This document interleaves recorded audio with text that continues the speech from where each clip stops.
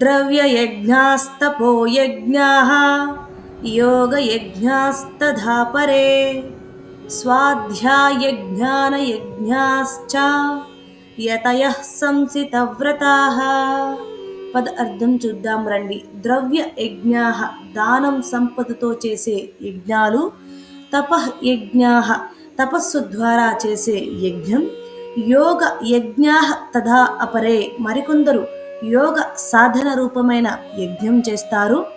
స్వాధ్యాయ జ్ఞాన యజ్ఞాశ్చ వేదాధ్యయనం జ్ఞాన సాధన ద్వారా చేసే యజ్ఞాలు, యతయః ప్రయత్నశీలులు సాధకులు, సంసిత వ్రతాః కఠినమైన నియమాలు పాటించేవారు. ఇప్పుడు తాత్పర్యం చూద్దాం రండి. కృష్ణుడు చెప్తున్నాడు, అర్జున, యజ్ఞం అనే మార్గం ఎంత విస్తృతమో విను.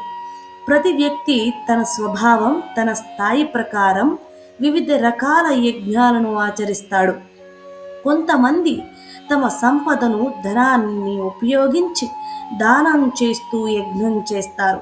ఇంకొంతమంది తపస్సు ద్వారా కష్టాలను భరించి తమను శుద్ధి చేసుకుంటారు.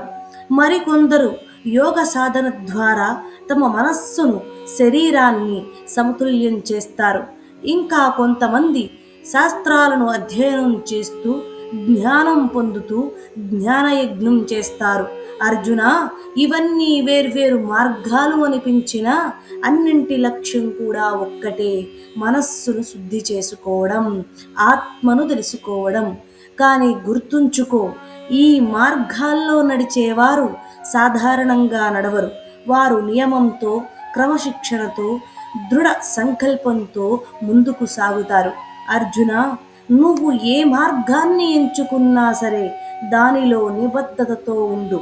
అప్పుడు ఆ మార్గం నిన్ను సత్యానికి తీసుకెళ్తుంది అని కృష్ణుడు అర్జునుడికి మరియు మనకి కూడా ఉపదేశాన్ని ఇస్తున్నారు. హరే కృష్ణ.